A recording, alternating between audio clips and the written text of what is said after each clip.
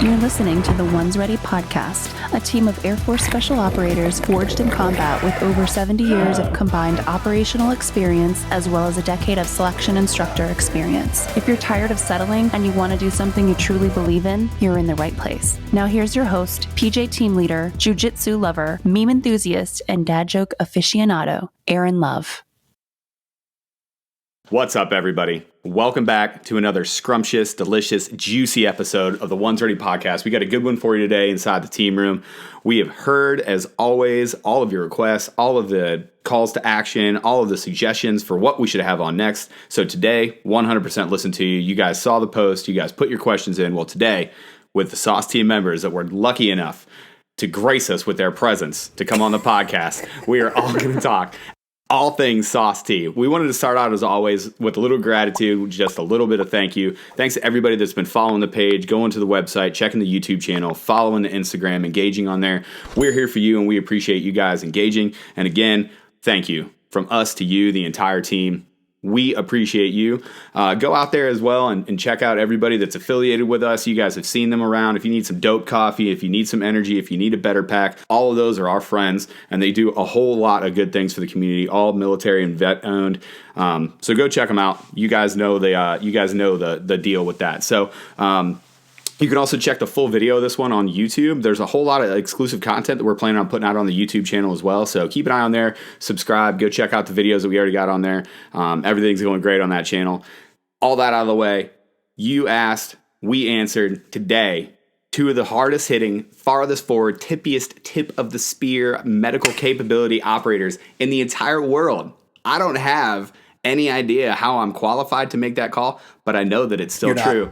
I'm not, but Sully and Rae, welcome to the podcast. Thanks for coming on, guys. How you doing? Hey, thanks for having us. We're doing great. Hey, guys. Appreciate letting us all on. Oh, man, it's definitely our pleasure. We've gotten so many questions. You know, I know with Brian and how to be a PJ, and then us with the Ones Ready project, we have gotten so many questions about SOST, and as I alluded to earlier, none of us are qualified to even start talking about it. As we all know, Brian is basically doing a stolen valor sort of thing with his PA thing. He's not even a PA. He's like, I just claim it on the podcast and just talk about medical things as if I actually know. Exactly. Yeah. He does it for clout on the internet. Internet is reality. Absolutely. Internet Some of that Reddit karma. He's trying to get them Reddit points, dog. But we wanted to bring on the subject matter experts because, again, we could muddle our way through this and talk about it. But really, to hear it from the horse's mouth, so to speak, phrasing, we want to hear from you guys exactly what it is that you are, what it is that you do, and what kind of capabilities you guys bring forward. So, man, I'm going to open it up to Rae first. Can you just tell us how it is that you happened into SOST? We're going to talk about what SOST is later. We're going to answer a bunch of the questions from the podcast listeners and from the people on Facebook. So a lot of what it is and what you guys do we'll handle later. But how did you find your way into it, Rae? I kind of stumbled on it in residency. I actually joined the military to do medicine in really austere locations because I thought it was challenging, and being able to treat the guys that are really far forward was something I was interested in. But at the time when I joined and started going through the process of going to med school and everything, it wasn't clear of what that would look like and what team it was. So I went to undergrad at Texas A&M. I immediately went to medical school at the Uniformed Services University, and then I got picked up for my ER residency down in San Antonio. And when I was down there, I was with a whole lot of guys with the Army who were on surgical teams that had heard about the Special Operations Surgical Team, and they told me about it. So I was interested then. They didn't have any slots available for ER at the time, so I ended up working for the Special Tactics Squadron out at Pope for a little bit, then went to Korea from Pope. And when I was in Korea, was offered the chance to join the teams. So when I got done with my tour in Korea in 2016, I came down to Hurlburt, and here I am. Hooray! Yay! And that's you in a nutshell. Sully, it's probably a different path for you because you're an enlisted dude. So how did you hear about it, and then how did you work your way onto the team? Yeah, absolutely. So when I joined the military, I was specifically joined to deploy and go do stuff, but also on the medical side. Was an EMT and firefighter prior to coming in, and had done that for a couple of years. So joined at 21, ended up going in to become a respiratory therapist by trade. Worked at a MTF, our military training facility hospital, for about 5 years, really trying to get a deployment. Ended up doing CCAT, critical care air transportation. Did a deployment to Afghanistan in Bagram, and then follow on a deployment almost directly after that for a humanitarian mission. But during that first deployment, our team had slightly taken over that AOR for SOST, which had just left to go do a different area. So when we took over kind of their mission and I started hearing about it, that's where I started putting my application together. And then it took me about a year and a half to actually get over, just because of the other deployment messing stuff up a little bit. But ended up going over to selection, getting picked up at selection, and joining from there. Nice, man. Yeah, we're going to talk about that selection later. That was a specific question, so we'll hit all that stuff up kind of later on the cast. But yeah, that's awesome. A lot of people don't even know that SOST is a part of Special Tactics Squadron. Like, Rae, you mentioned you're down at Herbie, so a lot of people don't even know that. Like, can you tell them where SOST operates? Like, you don't have to get into anything OPSEC, but how many teams are there out there? Sure. Well, first of all, so we actually haven't been part of Special Tactics for that long. Okay. We actually came over to Special Tactics in, I think, 2013. We were originally part of another wing within Special Operations. And then once Special Tactics brought us under their wing, we actually started being utilized the way that we are designed to be utilized: far forward, outside of the wire, that kind of stuff. So currently what our plan is we have 6 to 8 teams on paper. Like, that's what we're trying to fill our numbers for.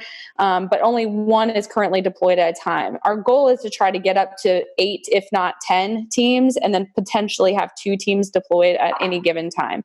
And the location just depends on where the most dangerous missions are going on that need a surgical team to fill in the gap of the golden hour. So that golden hour, being able to get patients to a surgical care within an hour, some of our locations that we're operating in are pretty remote. And so if there's not a good hospital that's close by and missions are pretty dangerous and they're expecting potential for casualties, then they'll request us. And so whatever region has the most going on is where they'll put us. And we'll be there for several months for a whole deployment, and then teams will rotate out that same team. Can I step in here real quick? Yeah. Just because I'm a really, and I mean really, dumb enlisted dude. So, I really want to emphasize that. Okay, so what is SOST? SOST is a 6-person surgical team that goes far forward. As far forward as the ground force commander, whoever's in charge of those operations, will allow, in order to provide damage control, surgery, and resuscitation to casualties. So that can mean as close as a kilometer, maybe a little bit more, to where the action is going on. And that all depends on what the mission dictates. But we will go much further forward than any other medical team, and therefore require more tactical training in order to be able to protect ourselves and not be a liability to the ground forces. Okay. All right.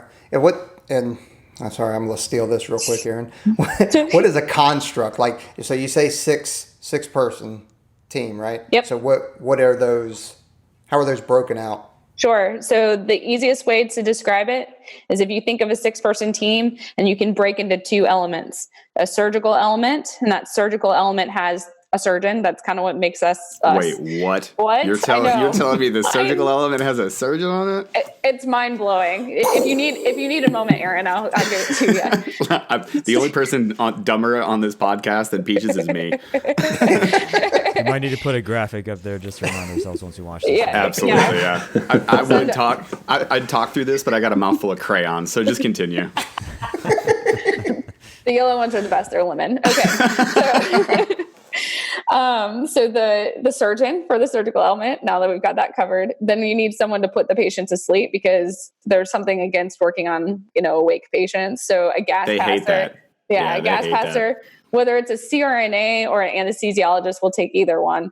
And then a surgical technician, or basically a first assist. And that's one of the enlisted members that we have on our teams. And then the other element, the other 3-person element, is the resuscitation element. And that doesn't mean that that's all they do and they don't help with surgery, but that's kind of how the best that we describe it. That consists of an ER physician, which in my my personal opinion is the best position that's on the team, but obviously the best looking, always the coolest. Yeah, absolutely. And then critical care or an ER nurse.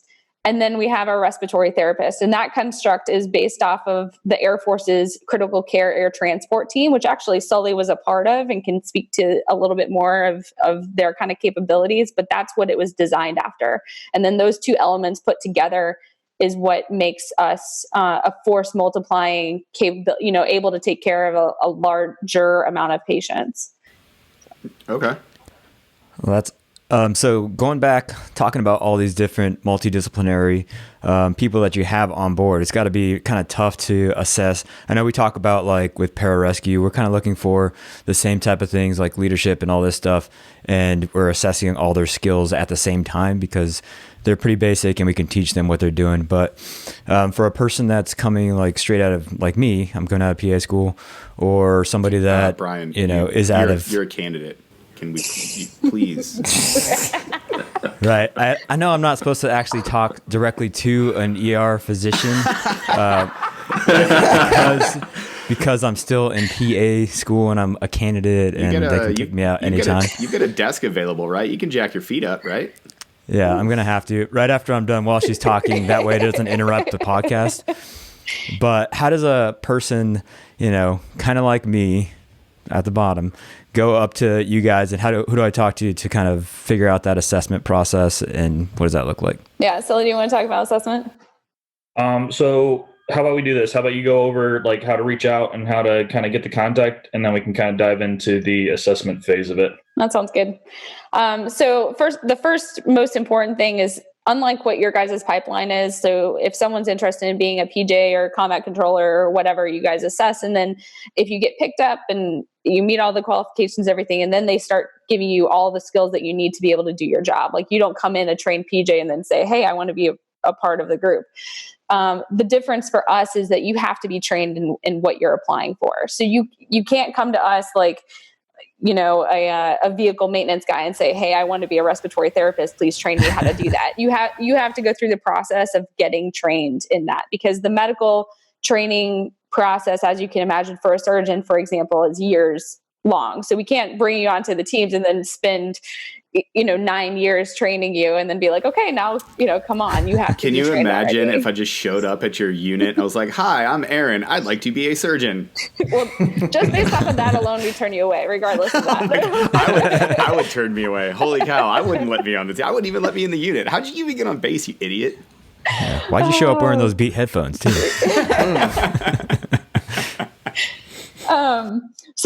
So you have to be fully trained. You have to be fully qualified in those specialties. And then once you do that, you can reach out. There's a couple of different ways of doing it.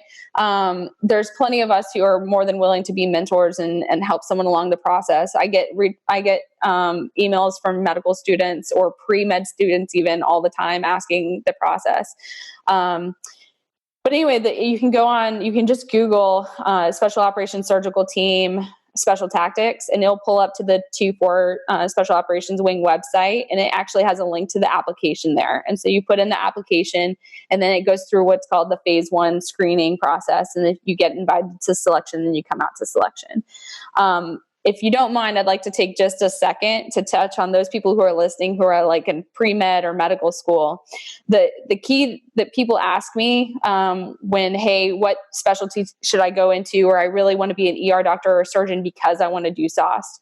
My best advice I can give to people is when you're making these decisions, you have to recognize that SOST is a very small portion of your career. Like it's a few assignments at best. But when you look at the grand scheme of things, this is a career field that you're choosing that's going to set you up for the rest of your life. And so if you don't like emergency medicine, except for the fact that that's what's going to get you into SOST, it's probably not a good idea to invest your years of your life doing that just to be on a team or the potential to be on a team. Because then once you're done with that assignment, that's what you wake up and that's what you do for the rest of your life. So you need to be true to yourself, figure out what it is that you want to do, because the 10 years or whatever that you spend doing SOST is grand scheme of things. And it doesn't necessarily seem like it when you're in your position right now, but grand scheme of things is a very small portion of that. So do what makes you happy. And then if it works out and it's what SOST is looking for, then awesome. But if it's not, then I promise you'll find something else that's cool and awesome that you're going to do and make an impact on. So I'm going to turn it over to Sully as far as the selection. Man, should we just end it there? Like, I know that. like that was There's the quote. Yeah, no, congratulations. You know how we pick sound clips for our episodes? You just did it. No, that's exactly why we had you guys on. Like, we wouldn't know any of that. So, man, perfect. So, Sully, transition right into it, man. So, phase 1, and then we're getting into selection here. And then just touch on, too, how it's different for the enlisted. You know, you're a respiratory therapist by trade. So, just kind of talk about that stuff, too. So, absolutely. Yeah, absolutely. So, with the selection process, as Rae kind of stated, we have the paper application first. There's that's all accessible through the squadron or online. But going through that, there's going to be your personal statements, letter of rec, kind of giving a rundown on your career so far. So the interesting side of that part is that's where we're making sure that the boxes are checked for the medicine side, right? We're like Rae said, we're not picking out, hey, can you do medicine? You should come to us already knowing your job, individual job. There are going to be some things throughout that we're going to try to, do some backstops and checks on, but otherwise it's going to be pretty evident already that you're really good at being an ER doctor, really good at being a surgeon, really good at being an RT or a surge tech or so on. After that portion, we kind of go through a board of those packages, review those packages, and the ones that meet all the criteria get an invitation to come to a actual selection process. And the selection process that we go through there is about a week long at this point right now, going through and starting to mix in different events, also going through different psych evaluations, all the fun stuff of starting to kind of dig into who these people that want to join it are. And, we won't go too much into all the different fun stuff that we get to go through and have go on there, but just as far as what, SOST is looking for, right? With some of the big key takeaway points, and you guys probably know this as well, is that ability to work in a small team environment in a really remote area. There's a very specific type of person that has to be, so that has to be a huge team player, somebody who's watching out for the people around them, not just themselves. Somebody who's, there to help, physically fit, able to carry on the job, because that job is pretty demanding when you're that far forward, and over 6 to 7 months, it'll beat you up. So I think a couple of us got the scars to prove it already, but we got the it's that type of mentality that we start looking for. And in that process that we have kind of worked to at this point for selection, I went through basically a 2-week selection period for mine when I came through. First part was very heavy, going through multiple different, the personality stuff, the psych stuff, interview stuff, all that kind of phase. And then a week pretty heavy of, the physical, hey, what are you going to do when you're under stress type situation? And we can go into it later if you want some of the stuff that makes people successful at that later, or however you want to roll with that. But Sully, you brought up something though and I think it's a common trend that I think the listeners need to understand and be aware of, is you said physical standards and you said psychological tests during selection, right? Absolutely. You guys aren't the only ones that we do that with. We do it with every single one of the special warfare career fields. And also, special warfare is not the only one that does that. Yeah. All of the other soft communities do that.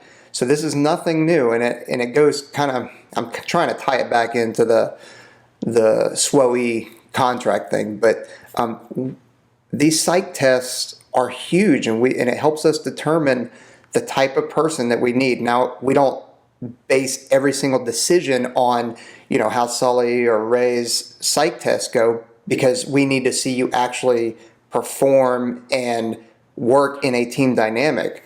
But that's an important aspect of it. Yeah, I think. Anyway. In fact,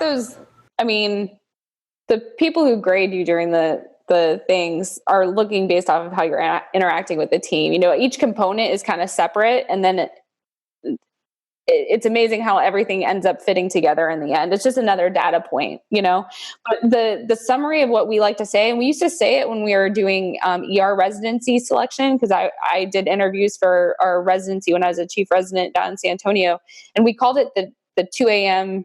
test, because if you're on shift with someone at 2 a.m. when nothing's going on, or when, everything's going on and shit takes the fan and like all this trauma patients from, drunk Saturday nights coming in, is that someone that you want to be in the trauma bay with, or is that someone that you want to be sitting twiddling your thumbs with and just bullshitting and trying to kill time? Because those shifts can drag on forever. And it's the same thing. Is Sully someone that I'm willing to literally live with for 6 months? And the answer Tell is them no. no. The answer is no. But is that someone that I'm willing to, when times get rough or we have a huge mass cal, are they going to snap on me?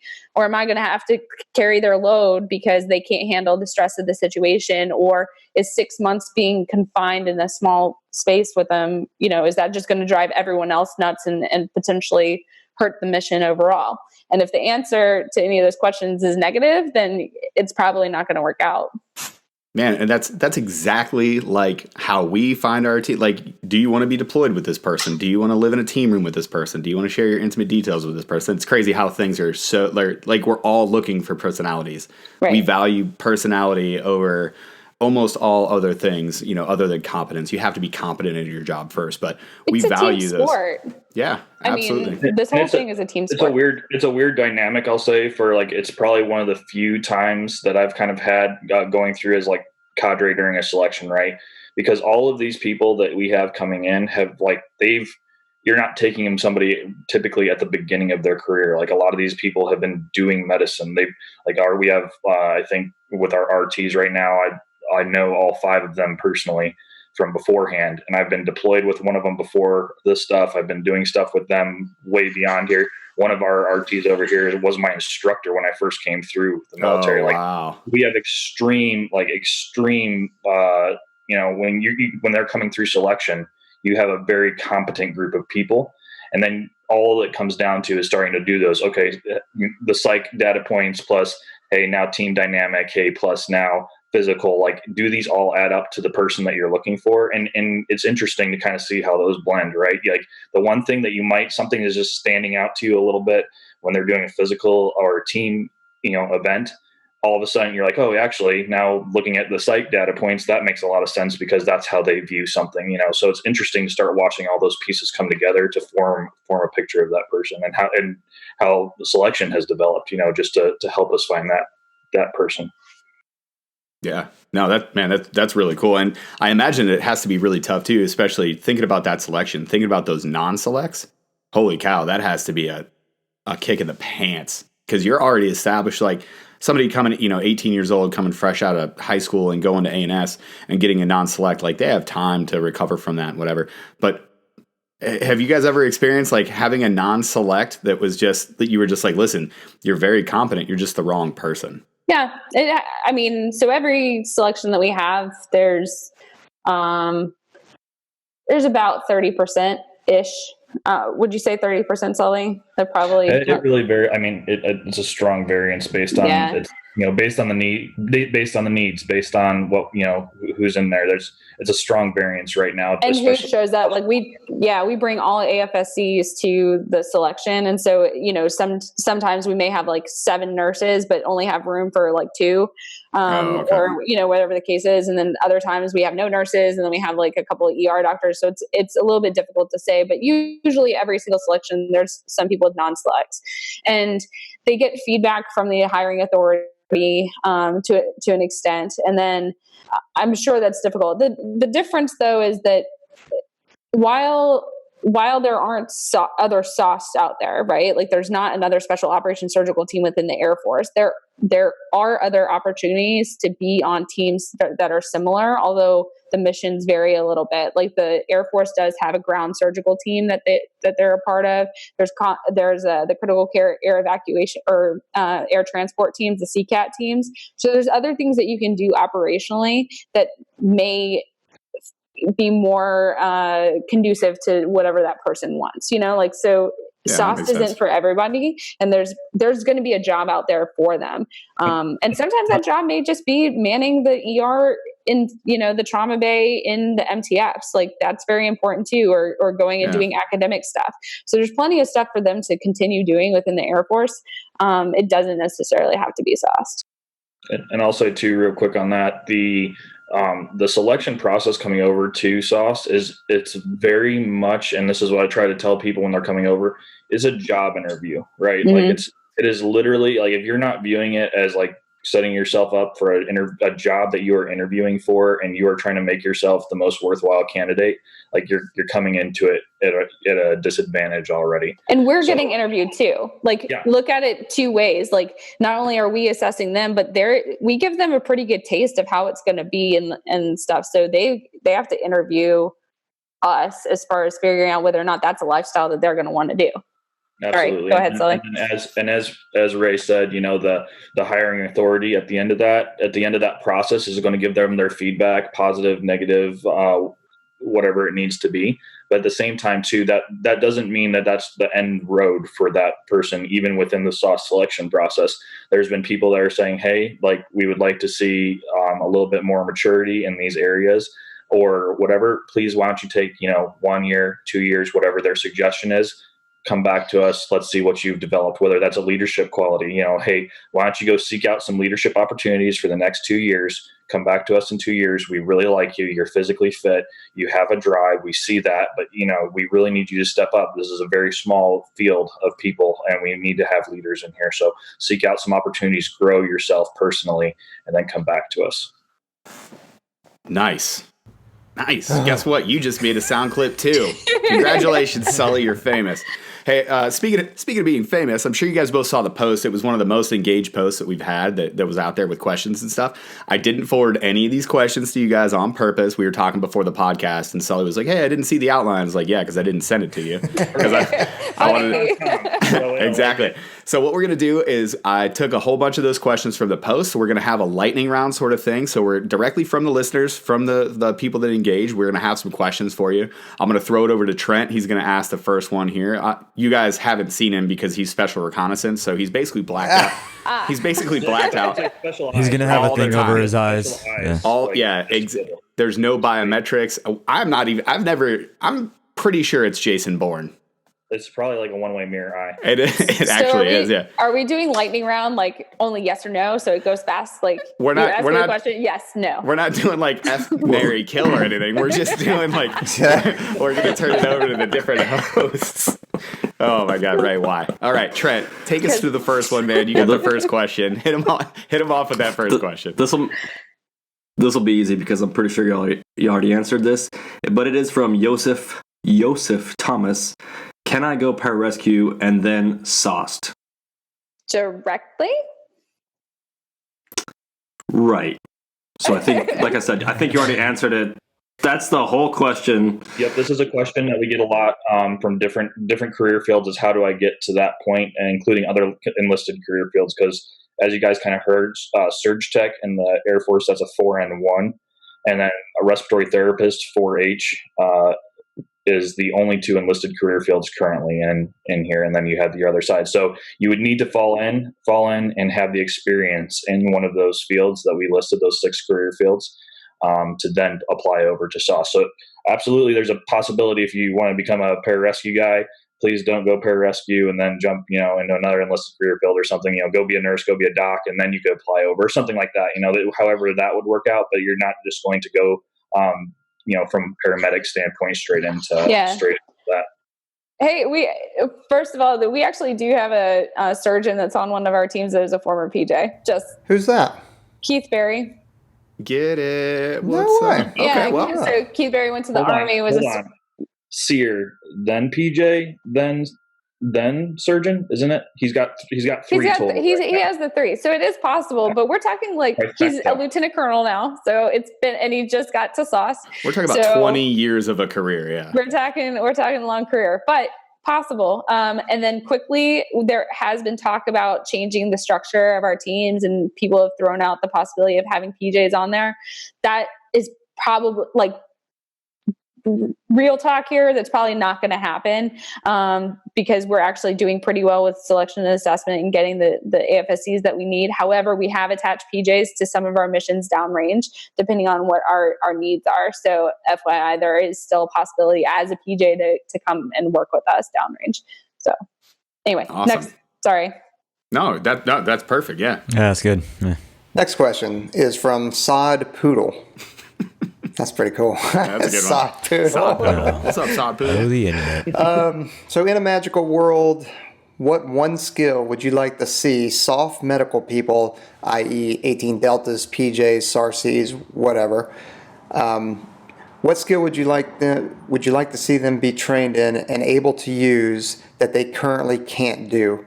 Assuming whole blood has pretty much done away with pasta water on the... Okay, yeah. I tell you what is one additional skill that you'd like to see them have as they come and train with you guys? So basically the question was asked, I was writing this outline up last night and I was like, I'm going to give the most medical intense question to Peaches just to see what happens. So basically they're asking... I told you I'm dumb, man. So they're asking really specific stuff, like what is an emerging capability or intervention that you would like to see the ground teams be able to use? So they mentioned specifically like the junctional tourniquet, Raboa. What is that stuff? Like if you could just magically go poof, everybody can do this now, it makes our job easier. What would that be? Oh man, the Raboa topic, because it's such a hot topic. So Raboa is so hot right now. So the one side part of this conversation, because this conversation comes up a lot within our group as well, is that there's like a time and place for certain parts of these medical procedures to take place, and there is absolutely points like a Raboa, super hot topic, interesting procedure, has tons of capabilities. Are you going to have the capability to do that on an X where you're, dealing with a lot of other stuff? Like all of our training iterations say pretty much that's going to be a really hard thing to do in a chaotic environment, which is why we typically have our offset at a Y. So that's, there's always going to be talk. I don't know, Reagan, if you have something specifically you're thinking of, like, hey, if these guys could do this. I think we're already, the continuing process of, hey, what can we do to really get people set up and get some more success? I think we're constantly chasing that. Man, I have to be honest, like as far as the joint trauma system and all the smart docs and surgeons and everything that are in that and the TCCC community and everything, they go back and forth all the time of talking about what the far forward medics should and shouldn't have. And this talk specifically about Raboa, and Raboa is such a huge hot topic and incredibly controversial. For those of you guys that are on and listening and don't quite know what Raboa is. I was wondering. I'm not looking at Peaches or anything.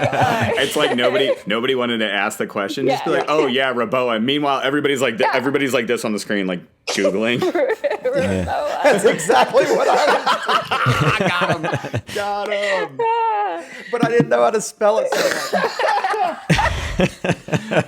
much. You're looking up large boats and stuff. Like, what is it? It's a snake or something. He's like, You got wow. pictures of Ric Flair with a feathery accoutrement. Yeah. Oh my goodness. Okay. So Raboa, REBOA, it stands for resuscitative endovascular balloon occlusion of the aorta. Broken down. Just like let it pass. That's doctor speak. Yeah, that's doctor speak. You let these doctors talk through those points, and then you're like, yeah, cool, and then you just like listen for the enlisted part where I'm supposed to fall. Yeah, so broken down like kindergarten style. Imagine a balloon going into your aorta, which is the big vessel that comes from your heart and supplies blood to the rest of your body, and we feed it through into the aorta, blow up the balloon, and it cuts off circulation below the diaphragm. So any internal bleeding below the diaphragm, below the chest. So like a pelvic fracture? Pelvic fracture included, or liver problems. Yeah, Peach just did it. Look at that. You're hired. You're in. Step promotion to the SOST team. You're an E10. So that capability, the problem is there's a big time limit on it. Like you have to meet time hacks. If you blow up the balloon in the chest and cut off all circulation below the diaphragm, you have 30 minutes to get definitive control of that bleeding. That means not just get to a surgeon or where a surgeon is, but get to a surgeon, get the patient on the table, get them put under anesthesia, the surgeon cut into you, and then find the bleeding and control the bleeding. There is talk about intermittent blowing up and deflating the balloon, like up, if that extends the time. There's not data out there to support that. And so that's where this controversy of whether or not 18 deltas and the forward medics need to have that skill set, and then in transport and everything. There was right, but you're blowing right past the 30 minutes. Oh, like yeah. for the people that don't realize, like, okay, 30 minutes sounds like a long time. That's a blink of an That's eye. It is I can't not imagine. a long time at all. Holy crap. Right. So that along those lines, though, so going kind of tying back that into the question is there's a lot of stuff that we're kind of holding there that we're trying. That's again why we're trying to get as close to as possible, because if you roll in with a hot trauma that has that bleeding in somewhere below the diaphragm, and we can go up there and we can stop it, that's when our clock starts, right? So that's an awesome thing for that. Some of the other things that Rae was working with, we were with an ODA team down for this last deployment. And like some of the other stuff, though, that we were working with some of their medics on was ultrasound. Yeah, that's where I was going to go, Sully. Oh, look at you. Imagine that. It's like we were on or something. But anyways, like if you start looking, kind of the cool part of this job is starting to be able to look at all the new technology as it's coming out. Like I'm sure you guys are seeing, like for a glidoscope to intubate somebody, and the cameras are getting smaller, and the light, the light that you're needing is less. And so ultrasound is another one where it's kind of coming down to like, hey, you can have an ultrasound that plugs into your phone, and all of a sudden I can see into somebody's abdomen and see if they're bleeding or not. So that's a huge part for us, but also a huge part for every other medic out there. Yeah, I think I emphasized ultrasound when I was deployed with Aaron. Aww. Totally. We actually did some talks on ultrasound, but fast exams. Yeah, exactly. And fast exams. And that's hey, Trent, I got you, dude, man. I'm there. Sorry. So to answer I'm fading question, all right. was basically, I think ultrasound is going to be the best way, because you can actually triage patients and get a lot of data from that, and it helps paint a good picture of what we're going to need to do and be set up for a patient. So. Man, I blacked out. You guys are dropping all kinds of medical knowledge. That's what I mean. Like, I'm just sitting there, me and Trent are just like, I am so far over my head right now. You were going to say it. If you did this by yourself, you were going to totally come up with all this. Oh, yeah. Absolutely. So the interesting part for us, too, is like ultrasound's always that catch point, right? It's a huge thing for your guys coming in to be able to look in and see if somebody's bleeding internally. We train really hard on that external bleeding, like, hey, that person's leg's blown off, I'm going to tourniquet it, and we're going to go past that point. But those internal injuries, especially with high velocity explosions that we have going on, and all these different very war area specific wound patterns, there's a lot of that internal stuff. So having that not only allows you guys to triage, but even then at our point, we can reevaluate, relook at it. And every mass cal that we ran out there, like our ultrasound, that's the definitive piece at most stops to be like, does this person buy a surgeon and a surgery, or are we able to manage and hold what we have at this point? And that's a really important line to find. And just me is like the tactical kind of ground level dude, like having that ultrasound, being able to do that fast assessment of the abdomen and to give you a patient that's like, hey, no kidding, he's positive over in Morrison's pouch. This guy's got to go right now. Like that's one of the best ways of using ultrasound at the tactical level. So that's awesome. Dang, you're just trying to get bonus points from Rae over there because you threw in Morrison's pouch. I remembered what she taught me. Yeah. I know. I'm so excited. I could cry right now. well, don't. Crying is terrible on podcasts. Nerd alert. Nerd alert. All right. Before we start crying, we're going to go into the next question here and go into the selection type of stuff. So, coming out straight, this is from Spencer Barlow. Can you apply for SOST immediately after registry? I know we covered a little bit about it. People being able to apply and what their qualifications are and stuff like that. You guys look at the whole picture. But what do you guys look for? And I'm done with residency. Can they apply? Or would it be like pretty much worthless to do? We've actually had people apply when they're finishing up their residency. So in the last year, everything looks like they're on track to graduate. So we've actually had people apply. We would like to have some kind of experience, so like deployment experience and everything. That helps a lot, but that doesn't mean that that's impossible. And it's kind of nice sometimes having someone straight out of residency because they have a whole lot of, don't die on me, Peaches. I'm trying not to. I'm in the right company though. Yeah, absolutely. I can't do anything from this far away. No. So we like to have, sometimes coming from residency, they're to have the newest training and the best, the most up-to-date stuff and everything. So sometimes it's kind of useful. I will say that. As far as for me, the things that I think Sully touched on a lot of it, like there's a lot of physical aspect to it. And then there are some medical scenarios, but we're assuming that you're coming trained medically. If you want to prepare for selection, you got to work out. And not like, hey, I went to the gym and I watched like Netflix for like 45 minutes while doing the elliptical trainer. That's not what I'm talking about. So the stuff that you guys have covered with your preparation for physical stuff, if you do that, you're going to be fine with SOST. But like learn how to ruck, because we ruck downrange and we're going to ruck during the selection. So you're going to be carrying heavy stuff. And by the way, it's going to be heavy equipment because it's medical equipment and you got to save lives. So you're going to be doing that. You're going to be carrying litters. You're going to be carrying patients. You're going to be physically exhausted. And you can't save lives if you don't make it there. Right. Mm-hmm. Or if you're dying and trying to catch your breath when you get to the patient, that's not going to help them. So you're supposed to treat them, not yourself. And then getting the patient to be able to evacuate it and get them to another level of care. The second thing, as far as medical stuff, people ask like, hey, I study or can I do whatever courses and everything? The joint trauma system, if you Google it, joint trauma system, clinical practice guidelines, it's open source. You can go on there. There's like 1,000, not quite that many. There's like 50 PDFs on there. 1,000 PDFs. That is a massive library. Yeah, it's massive. But if you get on there, it actually talks about how we treat certain patients downrange and like the austere surgical stuff. So get on there and start reading how we do battlefield medicine, because that's going to help you understand the decisions that you're going to be making in some of these scenarios. So those are the two things that I'd say. Sully? So again, the CPG stuff, that was the best surgeon ever, Mark Northern. I'm biased because he was my surgeon, but he actually surgeon. Okay, well, I'm going to continue to claim him as mine. I feel like there was supposed to be a knife hand in there somewhere.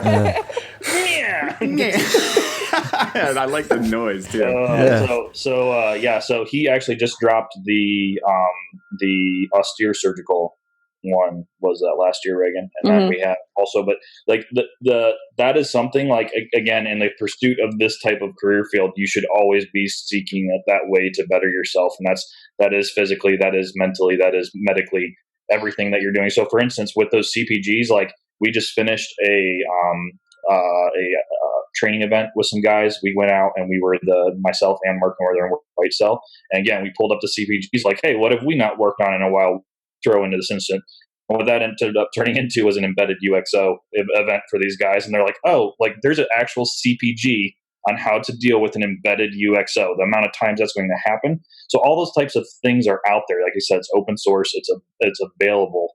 UXOs that for everybody else is the unexploded ordnance. So basically a shell lodged in something. So a rocket in someoone's body, and how do you treat them? Yeah, so it's crazy. That would never happen, especially not at a contractor chow hall in Bagram on our deployment together. Exactly. Yeah.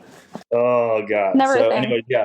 So there's all that stuff, and again, the physical stuff. I'll speak from my experience going into selection as well. I sought out a program at the base I was at, doing just like I said, normal. I was an RT before, and tracked down a program, tracked down some accountability people, had people there to be like, hey, I was literally there 6 days a week, hour to 2 hours a day, smashing it, getting it. And then when I came into selection, I loved it. It was a great feeling to be at that point where like I was ready to be, take on the event that was in front of me. And there's people that, I knew that had submitted their package. They're like, hey, I saw this. I submitted my package a month ago. I'm just jumping into it. And that is a very obvious standout difference between those two people. So like I said, being ready to take on those challenges and always looking to better yourself would be the two things that I drop. I think all these things sound pretty familiar. Physical prep, mindset, always trying to get better stuff. Yeah, it's lifestyle weird, right? changes. So it's weird. I mean, when you get into a workout program, don't think you're doing it just for selection and then you can just hang out the rest of the time. Like your life is going to need to, on SOST, your life is going to need you to be that physical. So, man, I could have swore I've said that before.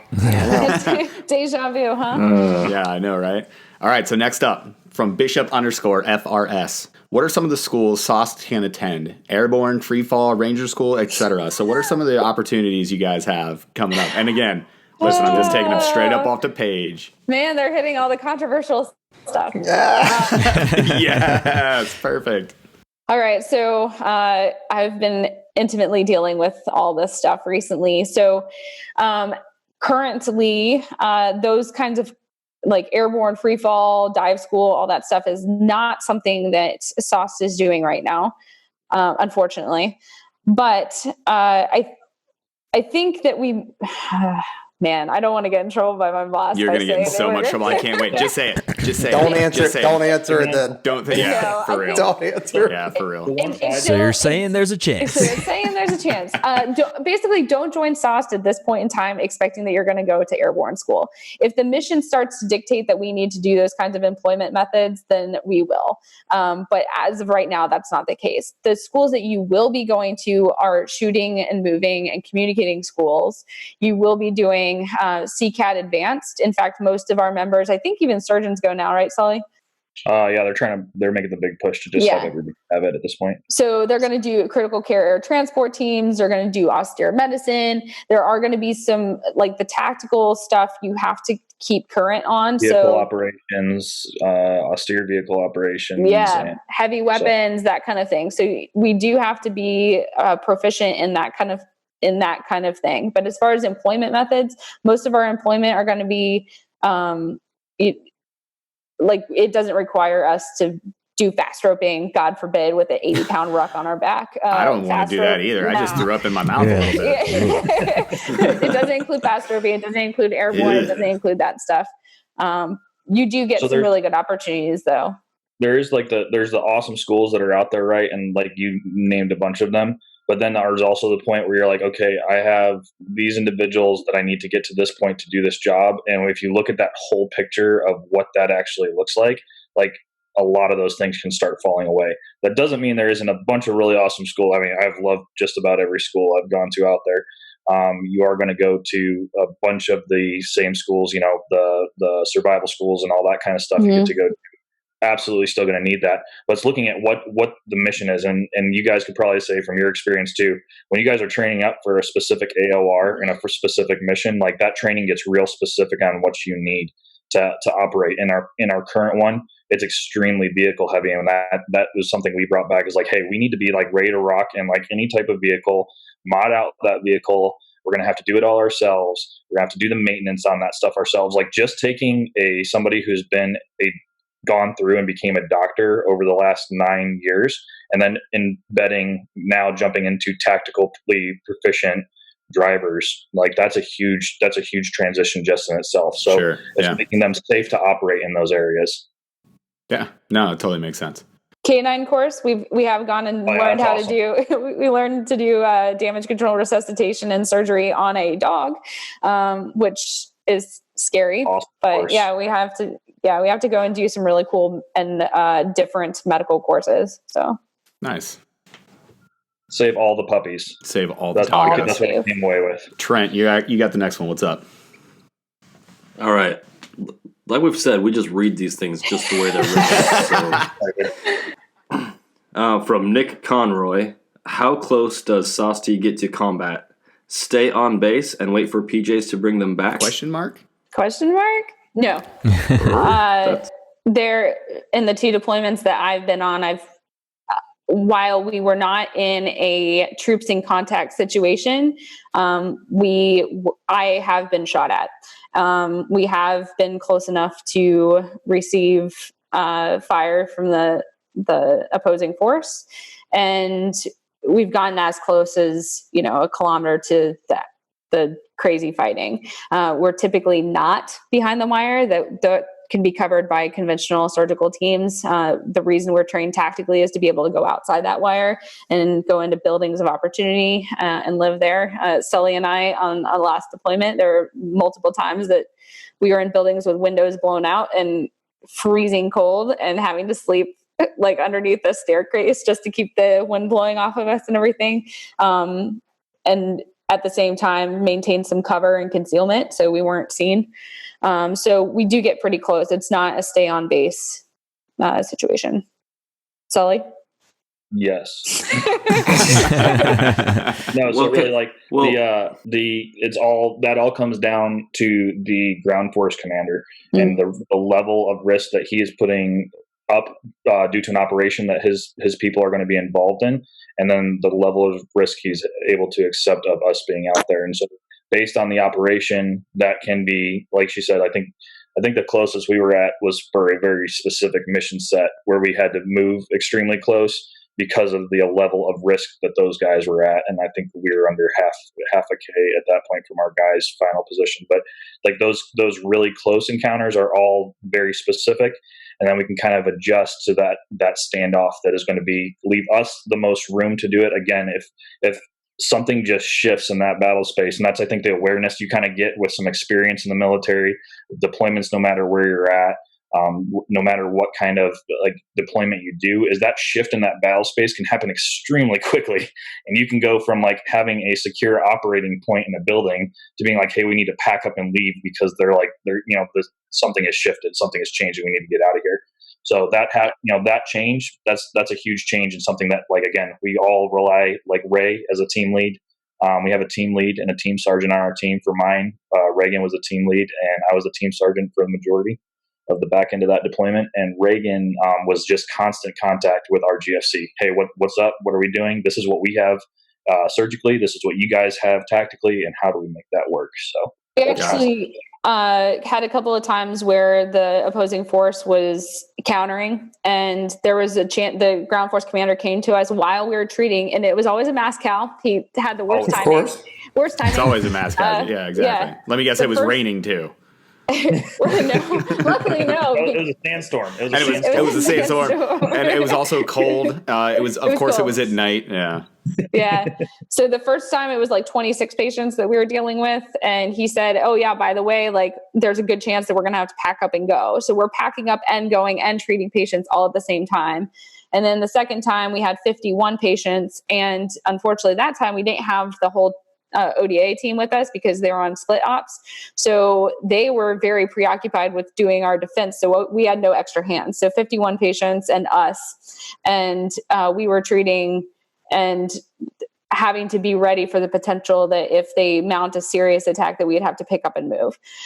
So it's not sitting on base, and you have to be on your game the whole time. So yeah. And that's 5-1 patients. Yeah. That's a whole nother level of mass casualty. All right. I just wanted to well, it's gonna make this story seem tame by comparison, but on the deployment with Rae, like we responded to what was the prison mass casualty? Was it a 40 patient mass casualty, and that was on base? I think it was 37. So yeah, something like that. But that's tame by comparison. And we had an entire PJ team plus Rae plus some other people at Bagram to help us out with that. So like, man, the fact that you guys are handling 5-1 patients, that's.